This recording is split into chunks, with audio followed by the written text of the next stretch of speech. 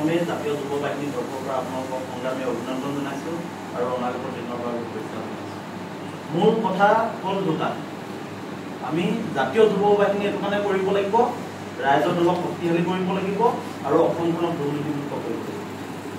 জাতীয় যুৱ বাহিনী যদিও ৰাইজৰ দলৰ এটা ৰাজনৈতিক দলৰ এটা ভাতৃ সংগঠন, তাৰ পিছতো জাতীয় যুৱ বাহিনী এখন নতুন সংবিধান আছে। আমি সম্পূৰ্ণৰূপে স্বতন্ত্ৰ। আমি নিজৰ সংবিধানৰ মতে আমাক কাম কৰাৰ আমাক অধিকাৰ দি দিছে। গতিকে আমি অন্য যিহেতু আপোনালোকে জাতীয় সংগঠনৰ পৰা আহিছে, গতিকে আমি থুলমূলকৈ কথাকেইটা আলোচনা কৰিম। কাৰণ অন্য যিসমূহ জাতীয় সংগঠন তেওঁলোক অৰাজনৈতিক জাতীয় সংগঠন আৰু আমি হলো ৰাজনৈতিক জাতীয় সংগঠন। আপোনালোকে জানে যে জন্মৰ পৰা মৃত্যুলৈকে ৰাজনীতি জড়িত থাকে। আমি যেতিয়া জন্ম হওঁ তেতিয়াও ৰাজনীতি জড়িত থাকে আৰু যেতিয়া মৃত্যু হয় তেতিয়াও ৰাজনীতি থাকে। বিষ্ণু ৰাভাই কৈছিল, মাকৰ গৰ্ভৰ পৰা যেতিয়া এটা সন্তান জন্ম হয়, সন্তানটো জন্ম হোৱাৰ পিছতে চিঞৰি চিঞৰি কান্দে। কিয় কান্দে? সন্তানৰ ভোক লাগে, উশাহ নিশাহত কষ্ট হয়, আৰু সেইটো কাৰণে সন্তানটোৱে নিজৰ অধিকাৰ বিচাৰি চিঞৰি চিঞৰি কান্দে। আৰু তেতিয়া মাকে বুজি পায় যে সন্তানটোক ভোক লাগিছে। আৰু বিষ্ণু ৰাভাই তাকে ৰাজনীতি বুলি কৈছে। আজি চব ভোজে প্ৰতি ৰাজনীতি, চাকৰি এটা পাবলৈ ৰাজনীতি, কলেজত ৰাজনীতি। আজি আমি সময় থাকোঁতে যদি ৰাজনৈতিক অধিকাৰৰ কথাটো নকওঁ, তেতিয়াহ'লে আমাৰ মুখৰ আগত থকা ভাতখিনি আনে কাঢ়িব, আৰু সেইটোৱে হ'বলৈ গৈ আছে।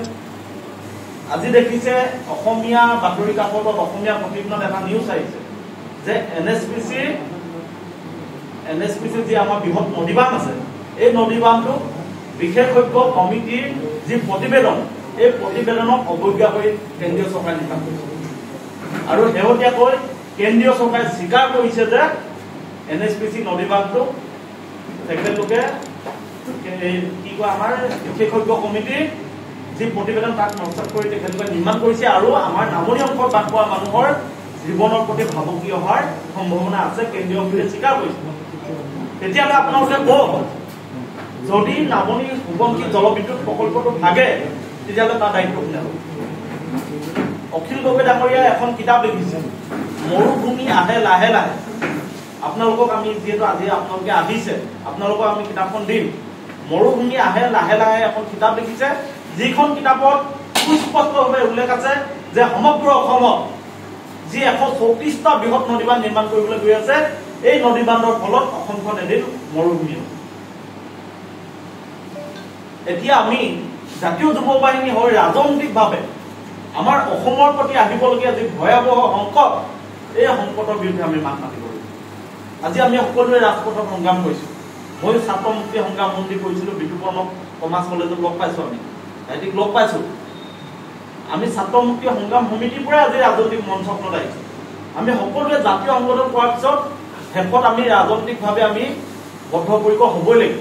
সমাজ ব্যৱস্থাটো সলনি কৰিব পাৰিব ৰাজনীতিৰ জৰিয়তে। আপোনালোকে দেখিলে স্বাধীনতাৰ ৭৭ বছৰ অতিক্ৰম কৰি গ'ল, কিন্তু ৰাজনৈতিকভাৱে আমাৰ যি জাতীয় জীৱনৰ সমস্যা, বিদেশী সমস্যাই হওক, আমাৰ যি জ্বলন্ত সমস্যাই হওক, বান গৰাখহনীয়া সমস্যাই হওক, আজিলৈকে সমাধান হোৱা নাই। তাৰপিছত আজি আমি বিদেশীৰ বিৰুদ্ধে মাত মাতিবলগীয়া হয়, কা আন্দোলন কৰিবলগীয়া হয়। গতিকে এই সমস্যাবোৰ স্থায়ীভাৱে সমাধান কৰিবৰ কাৰণে আমি ৰাইজৰ দলটো জন্ম দিছোঁ, আৰু ৰাইজৰ দলৰ শক্তি হ'ল জাতীয় যুৱ বাহিনী।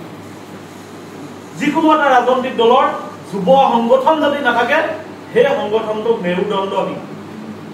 গতিকে আজি আপোনালোকক পাই আমি আনন্দিত হৈছোঁ। আপোনালোকে নতুন যুৱক, নতুন প্ৰজন্ম, আমিও নতুন যুৱক। আমি একেলগে অনাগত দিনত আমাৰ ধেমাজি জিলাখনৰ পৰিৱৰ্তনৰ কাৰণে, ধেমাজিত হৈ থকা অন্যায় অনীতিক আমি প্ৰত্যাহ্বান জনাবৰ কাৰণে অনাগত দিনত আমি কাম কৰিম। আমাৰ ধেমাজি জিলাত যিমান দুৰ্নীতি হৈ আছে, এই দুৰ্নীতিৰ বিৰুদ্ধে জাতীয় যুৱ বাহিনীয়ে কাম কৰিব। আমি জাতীয় যুৱ বাহিনীয়ে ধেমাজিত দেখাই দিম যে আমি যিসকল তথাকথিত নিজকে অৰাজনৈতিক ছাত্ৰ সংগঠন বুলি কৈ তেখেতলোকে যি ধৰণে ৰাজনৈতিক নেতাৰ লগত মিলি থাকে, আমি ৰাজনৈতিক ছাত্ৰ সংগঠন হিচাপে আমি প্ৰত্যক্ষ ৰাজনীতিত থাকি আমি সমাজখন পৰিৱৰ্তন কৰি দেখাম। আমি ৰাজনৈতিকভাৱে যিসমূহ আমাৰ ৰাজনৈতিক সমস্যা, আজি নদীবান্ধৰ সমস্যা, বান গৰাখহনীয়া সমস্যা, আজি যে এই খৰাং বতৰ, এই সকলোবোৰ ৰাজনৈতিক সমস্যা, আৰু এই ৰাজনৈতিক সমস্যাবোৰ সমাধানৰ কাৰণে অসম গণ পৰিষদ জন্ম হৈছে। কিন্তু আজি আপোনালোকে দেখিছে যে অসম গণ পৰিষদে নিজৰ যি চৰিত্ৰ, এই চৰিত্ৰ তেখেতলোকে হেৰুৱাইছে। ৰাইজ দল কেৱল আঞ্চলিক দল নহয়, আঞ্চলিকতাবাদী দল। আমি অসমৰ প্ৰত্যেকটো জাতি জনগোষ্ঠী ভাষা বৰ্ণৰ মানুহৰ সমমৰ্যাদা আৰু সম অধিকাৰৰ কাৰণে মাত মাতিম, সম বিকাশৰ কাৰণে আমি কাম কৰিম। আমি সকলো জাতি জনগোষ্ঠী একেলগে লৈ আমি যাতে সমানে আগুৱাই লৈ যাব পাৰোঁ। আজি দেখিছে যে আমাৰ গ্ৰাম্য অঞ্চলৰ পৰা হাজাৰ হাজাৰ যুৱক যুৱতীয়ে গৈ কেৰেলা, বেংগলোৰ, মুম্বাই কৰ্মৰত অৱস্থাত আছে, আনৰ তলত চিকিউৰিটি গাৰ্ড কৰি আছে। তেওঁলোক কিয় বহিৰাজ্যত যাবলগীয়া হৈছে? কৰ্মসংস্থাপনৰ অভাৱ। আজি যদি চৰকাৰে যদি পদক্ষেপ ল'লে হয় যে আমি গাঁৱে গাঁৱে ইণ্ডাষ্ট্ৰি কৰিম, তেতিয়াহ'লে নিবনুৱা যুৱক যুৱতীসকল বহি থাকিবলগীয়া নহ'ল দেই, চৰকাৰ চাকৰি বিচাৰি থাকিবলগীয়া নহ'ল দেই, বহিৰাজ্যত যাবলগীয়া নহ'ল দেই। আজি 45 লাখ নিবনুৱা আছে, চাকৰি দিছে 1 লাখ, চাকৰি দিছে 1 লাখ। আপোনালোকে কওক, বাকী 44 লাখে কি কৰিব? ক'ত থাকিব? কি খাব?